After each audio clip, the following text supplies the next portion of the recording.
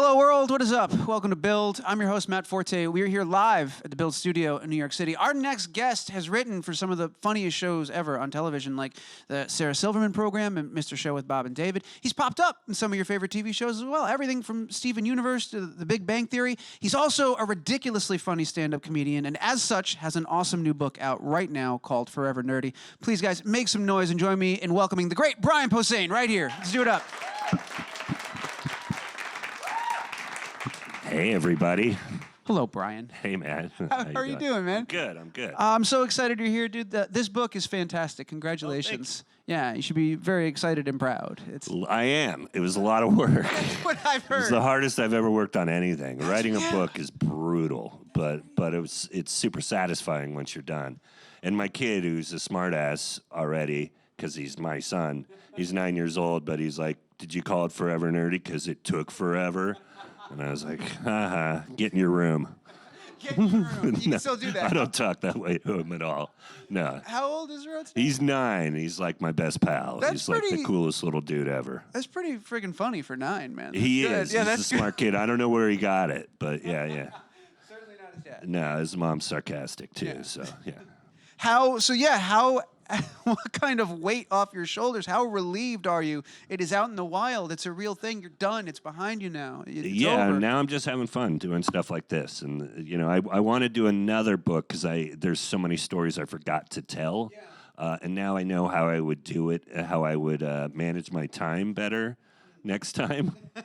Well, you learn it was just hard to do. Yeah, it's your first one, and so I imagine you learn a lot along the way. I barely made. There's a reason I do stand up too. Like I barely made it out of school. So like, in junior college, I was turning shit in at the last minute, and that's the way I did this. Like I put it off for 3 or 4 months and went, oh yeah, this will be easy. You treated it like homework over the winter break. Really did. Like I sold it. I spent the money on the advance, and I went, oh no, now I got to do that thing.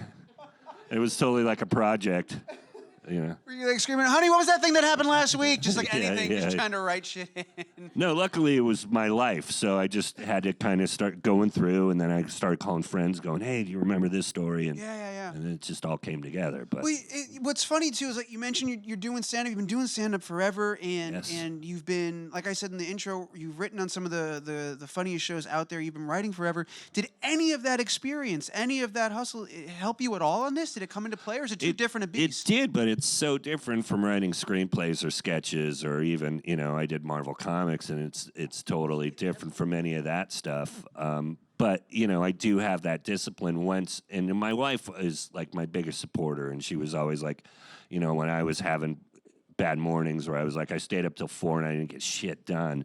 And she's like, well, it's there, you got it. If anybody could do this, you can do this. Like, she doesn't have confidence in me in like fixing the house or doing other things, but I could definitely write. I've seen you do a version of this. Yes. So I know it'll come together. I know it'll happen. I forgot about the Deadpool thing too. You've written for everything. That's pretty amazing. I mean, does all of that experience, at the very least, is that why part of why you put it off too? Sort of a false sense of confidence of like, well, I've written all these other things. I'll get to the book. There is a little bit of that because, like, I'm not a confident guy in most ways, but comedy and writing, like, that's one thing where I know that my brain can do that. Yeah, exactly. Yeah. For sure. So there is a little bit of like, nah, you got this, but still. I'm curious too, because you're working on this book while you were doing stand-up simultaneously. You didn't take a break from one or the other. You were doing it all at the same time. No, unfortunately, I have to be out on the road most of the time. Yeah, that's my main gig. Yeah. Yeah. But I actually love it, and I play mostly cities. I get to go to all the cool places in the country, and it's pretty fun. Yeah. Are you constantly? Because the most recent special that I think was 25 times 2, right? Yeah. So are you out there trying new stuff out while you're working on the book? I am, and then sometimes, with the book, it made it harder to write jokes because I was writing so much on the book. So the stand-up act did actually lag in the last year and a half. But not lag, but I just kept doing the same jokes. But the thing I also do is I change those jokes. Like, so anything from 25 times 2 has gotten even funnier in the last year and a half because I get bored with things, and so I'll start embellishing them. I had like a chicken or the egg question that I wanted to ask because you've talked about your relationship with Star Wars for years. My relationship with Star Wars. Is that a crazy way to phrase it? Like, But it's right there, yeah. But yeah, there's Star Wars and Spider-Man and Kiss were the first big things. They're the big things, and you go really deep in it in the book, and I love the way you talk about it in the book. There's a little bit of overlap in what you talk about between what you did in your special and what's in the book. Yeah. And I'm curious, were you trying book stuff out on the road? Were you like overlapping those worlds? I knew I did that for people that I didn't do that for people that knew the stand-up. I did it more for people that didn't know the stand-up jokes. And I knew people that knew those jokes would go, oh, okay, yeah, that's that thing. Well, that's exactly it. It was like, oh, yeah, I've heard this bit, but we get so much more. But I mean, that is how it. if anybody here doesn't know my stand-up or the book, I learned about masturbating through Star Wars because we weren't poor, but I didn't have all the action figures my friends had, so I had a Obi-Wan Kenobi, and I was playing in the bathtub with my wiener. My wiener was standing in for Darth Vader, and my mom thought I was masturbating. But no, I was just a poor kid playing Star Wars in a tub at 10 years old. It's all in the book. Yeah, it's all in there. Everything that you touch on with Star Wars in particular is gold. I love you talking about the holiday special. How old were you do you remember how old you were when you saw the holiday special? So, came out in 78. Right. I believe 78 or 79. Fellow nerds, everybody can confirm. I'm getting a lot of blank stares. Yeah, I'm looking right at you, sir. Are you 78? 78. There we are. So I would have been 12 years old. So that would have been right at the point where I would hate it. Yeah. Like, because I love Star Wars. I love Star Wars, but that special is fucking hideous. I can say the F word, right? You can say whatever you want. It's so fucking terrible. And it still is terrible. It didn't get better with age. I was gonna say, have you come back to it? Oh like, yeah, I watched it with my son, and my son's like, he doesn't use the F word, but he's like, this is terrible. Yeah, buddy. The only good thing about it is that little animated moment, which is, as other nerds know, the intro to Boba Fett. There was almost shame in my. Yeah, it's the introduction. Yeah. Two old nerds, yeah. Yeah, I know what you're. So was that? And here's the thing that because I have a slightly different generation, but I connected with so much of all of this, and I have a very distinct memory. Where do you land on the new ones? Because I like the new ones. Good. I cried a little bit from too. your generation, like the prequels, which is fucking crazy talk. The prequels are very confusing for me as a. And then don't like the new ones. Because a buddy of mine who's a comedian, he's like 15 years younger than me. Yeah. He's like he's got tattoos from the prequels on his body, and I was like, you should cut your arm off, dude. That is terrible. And then didn't like The Last Jedi, and I was like, you're just wrong. Everything about you is wrong, sir. Yeah. Yeah, no, I was born in 85, so I was when the prequels, that was like 99 to like early 2000, so I'm like in high school, so it's that same area where like... You were born after the original trilogy. I was born after the original, but I grew up, my growing up with it was I was able to watch it all the time. You know, it was already easily accessible. That's for true. us. Yeah. So I had a different sort of relationship with Star Wars growing up. And so I wouldn't until later when I was in high school, but I have a very early memory when I was 8 years old, I believe, because it was in 1993. It's the first time I learned adults can make shitty things. Was when it wasn't Star Wars, but it was another franchise growing up that I was obsessed with. My father took me to see Teenage Mutant Ninja Turtles 3 back in time, and I remember that. South for you. That's what exactly. I know, what a weird pivotal point, right? But I remember. So that's what I was trying to find out how old you were, and was that the thing that you must have been earlier in your life that you realized, oh, adults can make bad versions. No, that was the one. That was the one? That absolutely was the one where it's like, oh, George Lucas, this guy that I really put all this faith in. I mean, and only really over that first movie. Right, yeah. But it was such a misstep. I remember talking to other kids at school the next day going, what the heck was that? What was that? Yeah. What did we just see? Yeah, it's so weird. Yeah, it really is. It's one of the weirdest things. It's like a bunch of, because it's comedy writers, which is a terrible idea because he didn't use comedy writers in the first movie. He should have just. It's so tonally wrong, and it's all over. It doesn't. You just feel like you're watching it. You feel like you're on cough syrup, which I think mumble rappers like that now. But that's a thing now. Yeah, that is a thing. Yeah, that is a thing. I'm so grandpa in your cough syrup, you kids. Well, I don't want to get too. We used to just drink and get high. Still do. That was right. Used to.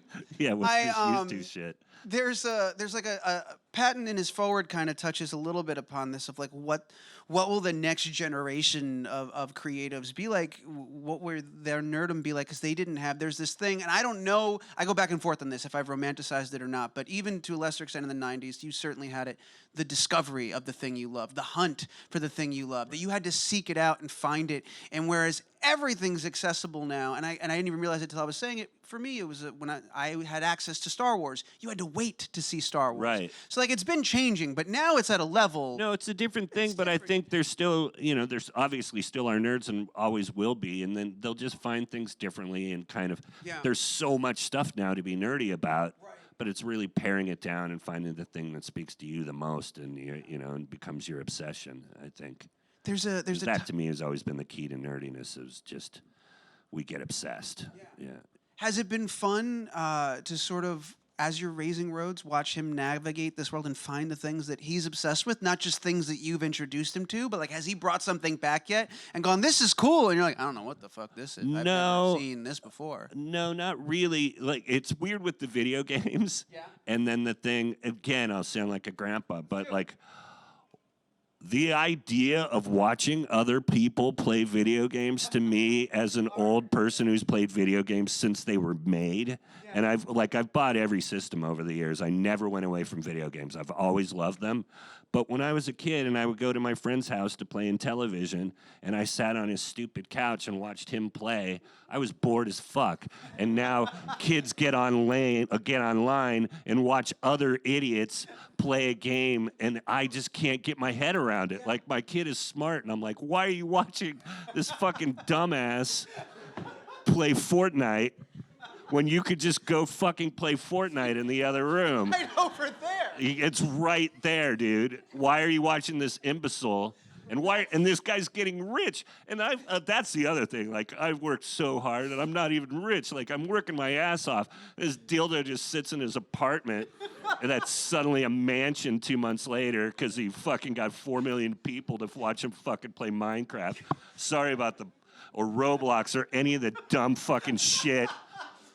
You've got let it out. Let it out. I think you're right. I've never even talked about this in person, but it's the shit. It drives me crazy. I 100%. And like, I have this same. I have the same block. I can't wrap my head around it, and I think of myself in the same way of like, I don't get it. And I always thought too. I had that thought of, well, I'm never gonna. Everybody fucking thinks I'm never gonna not get it. Right. I've played video games. I'm gonna stay up. I'm gonna know exactly what's going on. Yeah. I'm gonna know how all this shit works. And slowly but surely, weird little like the universe throws a curveball at you. Right. Like, oh, you think you're gonna stay in touch? Well, guess what? Everybody likes just watching people play video games. That and is you're like, so what weird to me. And then the first time he started like talking to himself while he was playing his game, I'm like, are you doing what that dildo does? Like he's playing his game now, and he can't not talk. He's like, oh, this is the door. Okay, I'm gonna open the door, and I'm like, good Lord. He's doing commentary. Like, I would play games and I would be silent for hours. Like, I don't fucking say. I'm gonna pick up this sword. Now I got the sword. What the fuck is that? Like, shut up and play your game. I don't say that because I'm a good dad, right. But I'm driving and he's playing the game and talking to himself. I'm like, you're an insane person, and this is all from this dumbass on YouTube. You learned how to play games wrong. But you know what I take away from that story, and I love about your approach as a parent is your. I don't say any of the mean shit. By the way, that's 100%. All in my head. But it's that you're not getting in the way of him doing whatever his generation's weird shit is. I let him do whatever he wants. Yeah, you're not imposing your weird shit on him because we had weird shit too. We had our own right, but I don't want to be that dad that's always like, you kids, But it's in my head instead. You just keep it up here. I just hear you kids in my head all day. And tell it to strangers on the internet. Get off my lawn and quit. Stop talking through your goddamn video game and just play it. There was to bring it back to the book because we'll go down this rabbit hole for a thanks. while.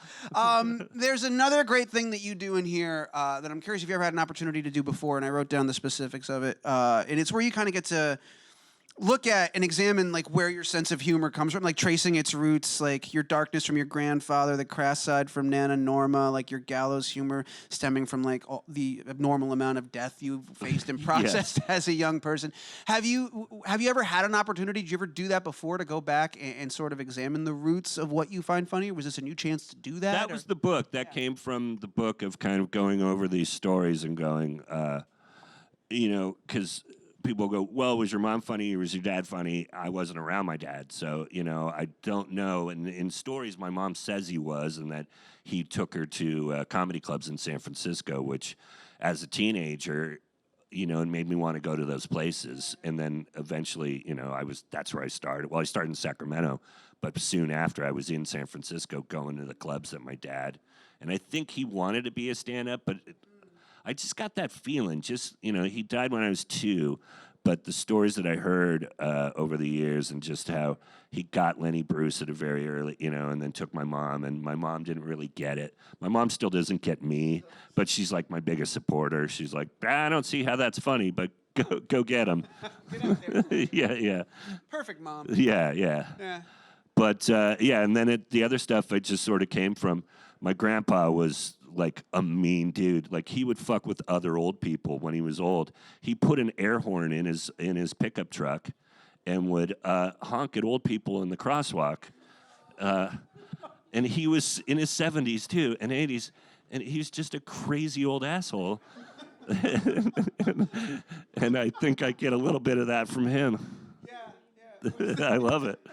Was there any thing that surprised you while you were doing this that you learned about yourself, be it your process or your family history or anything that you thought you already knew and you're like, holy shit, that's Not really, no. But it was just like a way of finally getting it all in one place and kind of, figuring out that through line. I know I'm very lucky that I've gotten to do all the stuff I've gotten to do, and then but in putting it down all in one book of going, holy shit, like I loved horror movies as a kid, and then I got to be in Devil's Rejects.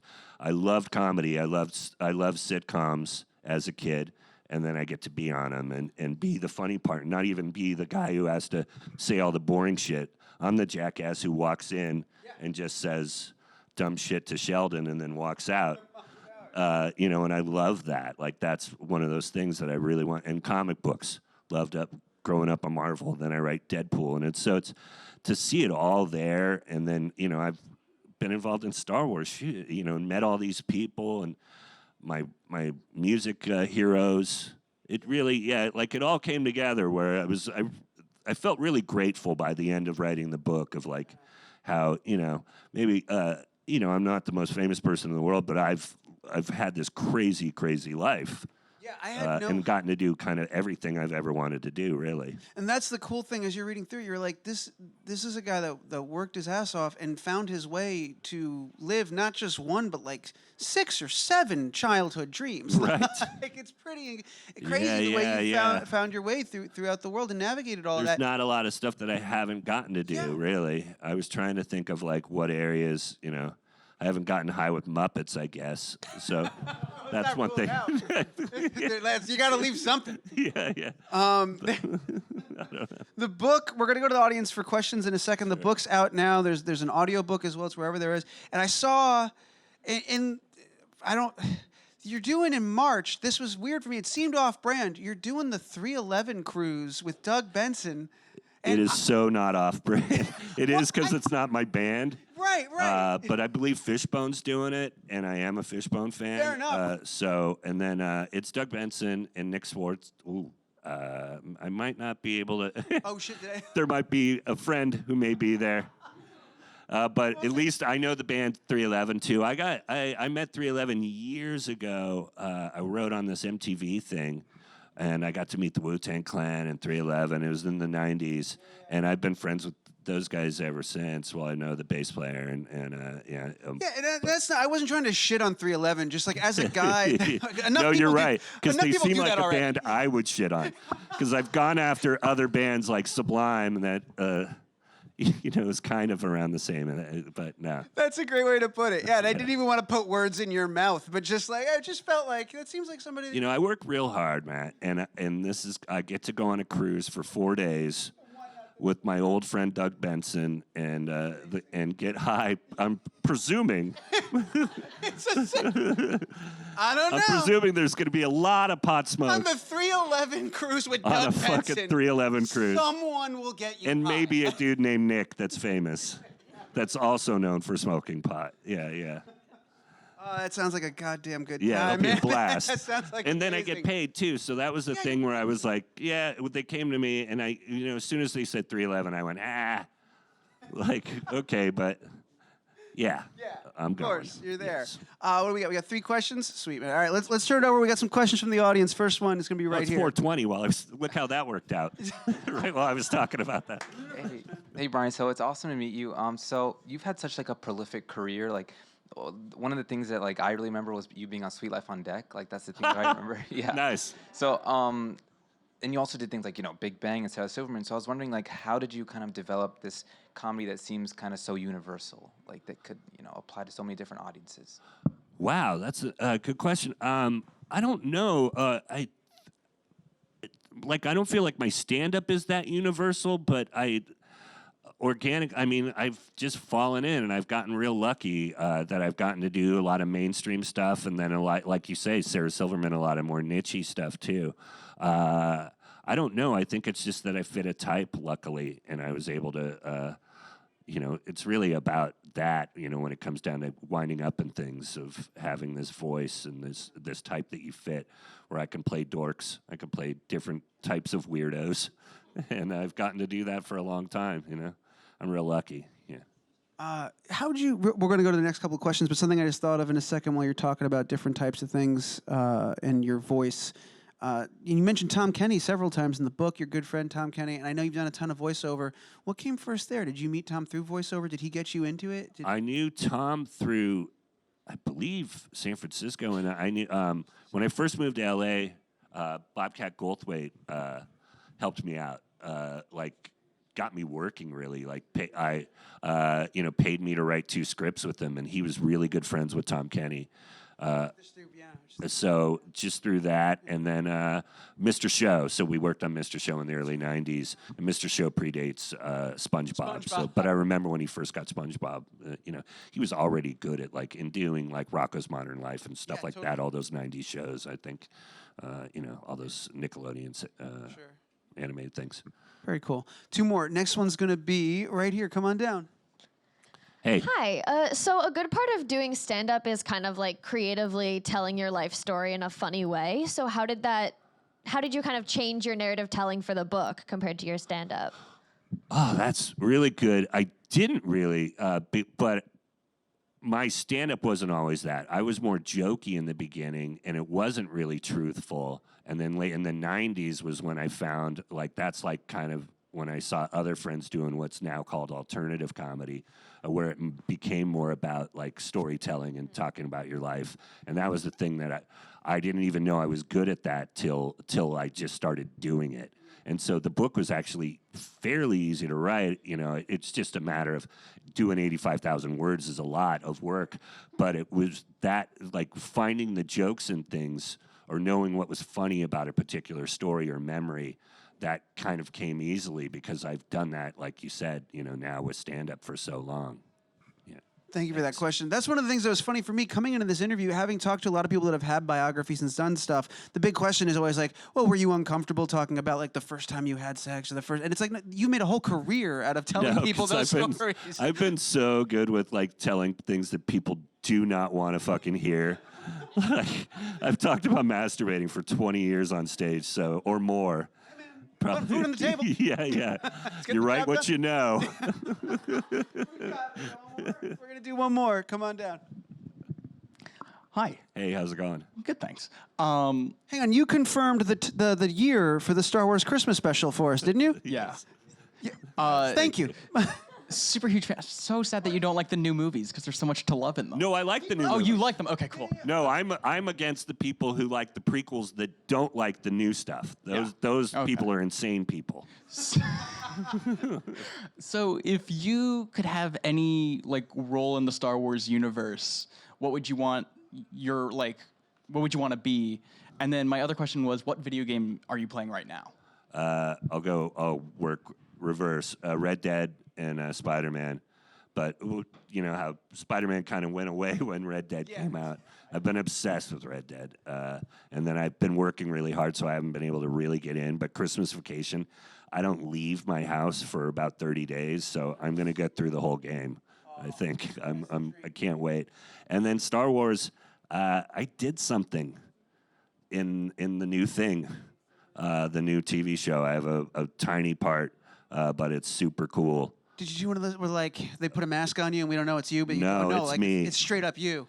Oh, Yeah, that's cool. in one of the first scenes in The Mandalorian. Hells yeah. You heard it here.